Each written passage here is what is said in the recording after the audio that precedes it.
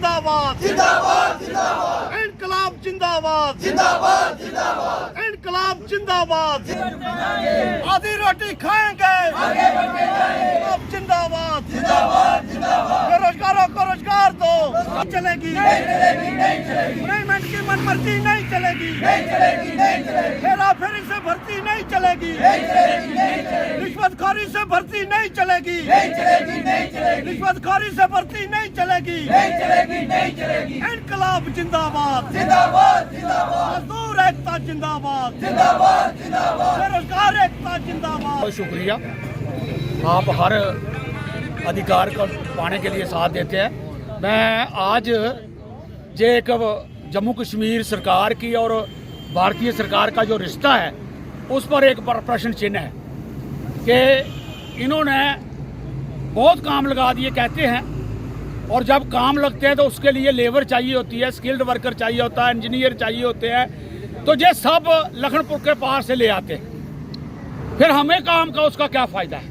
अगर निर्माण भवन बन रहे हैं, अगर सड़कें बन रही हैं, जब कोई पटड़ियाँ पड़ रही हैं, तो अगर उसका जो हमारा बेरोजगार, जो हिंदुस्तान की जम्मू कश्मीर रियासत बेरोजगारी में नंबर फर्स्ट पर है, अगर रोजगार इन लोगों को नहीं देना है तो रोजगार आपने यूपी, बिहार या हिंदुस्तान के किसी भी कोने से अगर वहां से लेकर आ जाना है, तो मैं समझता हूं कि जम्मू कश्मीर को अभी भी मतरेई सलूक बरता जा रहा है।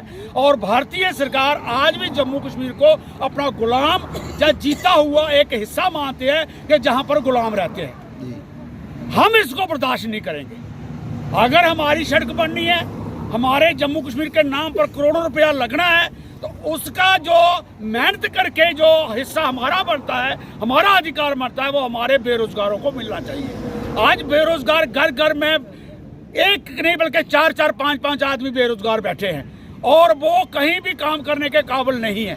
इसको पता चला कि जे इन्होंने काम शुरू किया, इससे पहले NHAIA ने शुरू किया था, जैसे सांबा में फ्लाईओवर बनाया, एक भी आदमी उन्होंने लोगों नहीं लगाया। हमने सोचा चलो एक्सप्रेस वे बनेगा, परमानेंट काम बनेगा, कम से कम 2-3 साल कंपनी में लोग रहेंगे तो कहीं बाहर भी जा सकते हैं वो कंपनी में, अगर अच्छा काम करने वाले पैदा हो गए तो। लेकिन हमें पहले अच्छा समझा नहीं जाता, हमारे पर पहले ही नालायकी की मोहर लग जाती है कि जम्मू कश्मीर के लोग नालायक हैं, उन्हें स्किल्ड वर्कर नहीं है, उनको इंजीनियरिंग काम नहीं आता, उन्हें वेल्डिंग काम नहीं आता, उन्हें दूसरा काम नहीं आता। अगर आप हमें ऐसा समझते हैं तो फिर हमें क्यों नहीं चाहिए कि हमें जहाँ छोड़ दो, हमें क्यों अपने साथ साथ जोड़ रहे हो आप? हमें खुशी होती है कि आपने हमें साथ जोड़ा, कि आपने कहा कि नहीं अब आप हमारे हो गए। अब अगर हम आपके हो गए तो हमें बच्चों की तरह पालो ना, आपकी ड्यूटी है, जो कॉन्स्टिट्यूशनल अधिकार है जनता का कि संविधान में जहाँ काम चलता है वहाँ की लेबर हो। राजे महाराजे दिया करते थे लेबर, जब भूख पड़ती थी, या कैद पड़ता था, तो वो अपने महलों के काम लगा देते थे और लेबर लगाते थे ताकि लोग भूखे नहीं मरे। लेकिन हमें भूखा मारना चाहते हैं और प्रसाद देना चाहते हैं, प्रसाद कि जो आटा 5-5 किलो दे देते हैं महीने में।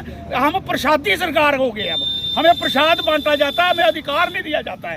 हमें अधिकार चाहिए, हमें अब अधिकार चाहिए कि हमारा जितने भी बेरोजगार लोग हैं, जो बहुत लिखे, हमारे पास स्किल्ड वर्कर हैं, ड्राफ्ट्समैन हैं, अच्छे अकाउंट्स जानने वाले लोग हैं, उनको रखो और उनको जो उनका हक है वो दो। इसीलिए आज ये धरना देकर हमने चेतावनी दी है सरकार को। इससे पहले डीसी से बात हो चुकी थी, डीसी साहब ने कहा था इनको बुलाकर कंपनी को कि इनको रखो, ये मानने भी थे, लेकिन फिर भर्ती जो है वो बाहर से हो रही है। अभी भी सैकड़ों आदमी आए हुए हैं बाहर से, वो बैठे हैं उधर, वो आए हैं अपना रिज्यूम बनाकर, कोई MLA से रिकमेंड करके आया, कोई मिनिस्टर से रिकमेंड करा के आया। हम कहाँ जाएँ?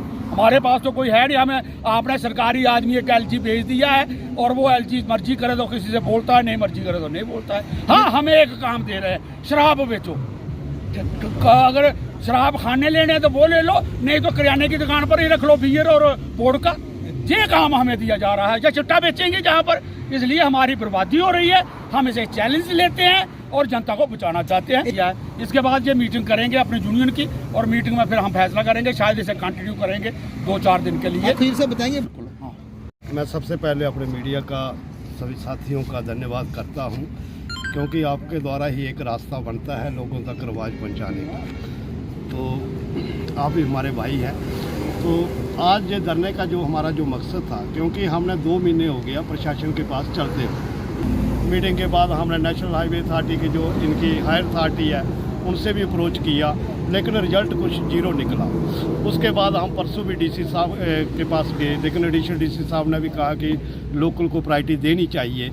लेकिन ग्राउंड पर ये चीज़ है कि ये बाहर की लेबर दिन प्रतिदिन जो है इसकी रेशो इतनी बढ़ती जा रही है कि आज की डेट के अंदर कम से कम 500-600 बंदा इन्होंने लाया है। कोई सोनमर्ग से आ रहा है, कोई उत्तराखंड से आ रहा है, कोई बाकी राज्यों से, कोई पॉलिटिकल जैसे एमएलए है, मिनिस्टर है, मंत्री है, उनकी सिफारिशें लेकर के जहाँ पर रोज़गार का एक इन्होंने वो बनाया है। और जहाँ का हमारा ये कहने का मतलब है कि अगर ये जम्मू कश्मीर के नाम पर ये हज़ारों करोड़ का जो बजट आया है उसके अंदर हमारे जो बच्चे पढ़े लिखे हैं, ये जो बेरोज़गार हैं, एक तरफ सरकार हर जगह पर बड़े बड़े रोज़गार के मेले लगा रही है। अरे मेले में तो बच्चे जाते थे घूमने फिरने के लिए, तो शायद अब जब वो वाले मेले ख़त्म हुए सरकार ने लगाना शुरू कर दिया। असली मेला तो ये है कि जहाँ पर जो अगर पैदा हुआ है अगर रोज़गार, तो जहाँ पर बच्चों को दे।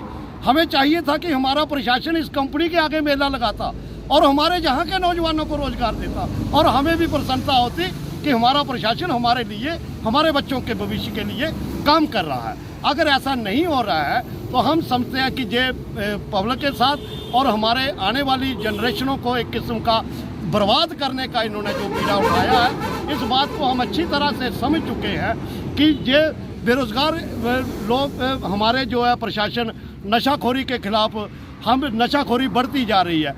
जब एक पढ़ लिख कर के बच्चा जब हज़ारों लाखों रुपया माँ बाप जब खर्च करता है, उसके बाद बच्चा की जब काम करने की उम्र होती है, उस दिशा टाइम पर अगर बिना बेरोज़गार के घूमता रहे तो नेचुरली वो डिप्रेशन का शिकार होता। और कई ऐसी क्लांते हैं, कई ऐसे चीज़ें होती हैं जो जिनको वो अडॉप्ट कर लेता है। तो हम ये प्रशासन से गुहार लगाते हैं कि मजदूर को काम दो। अगर काम होगा तो इनको नशे की तरफ ख्याल भी नहीं जाएगा, ना ये फ्री में घूमेंगे। और आपको हज़ारों रुपया कैंप लगा करके खर्च करने की ज़रूरत है अगर बच्चे को रोज़गार मिल जाए तो।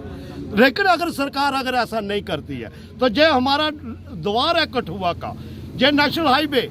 आज हम प्रशासन को ये चीज़ बता देना चाहते हैं कि हमने ये धरना सांकेतिक और ये हमारा फंडामेंटल राइट है, और हम संविधान को अच्छी तरह से जानते हैं कि उस कॉन्स्टिट्यूशन के अंदर हमें क्या क्या राइट मिले हुए हैं। हम उसके तहत इस मूवमेंट को, इस लोगों के राइट को हम मंजिल तक ले जाएंगे। ये धरना हम लगातार देंगे, हम डेली धरना लगेगा। अगर जहाँ के लोगों को रोज़गार नहीं मिला तो कठुआ से उठी हुई चिंगारी जो सीधी कटरा तक पहुंच जाएगी। ये प्रशासन की जिम्मेवारी है, या तो रोज़गार दे दो, तो या फिर मजदूरों को अगर मारना ही है तो फिर हम लड़ करके ही मरेंगे, ऐसे नहीं हम मरेंगे।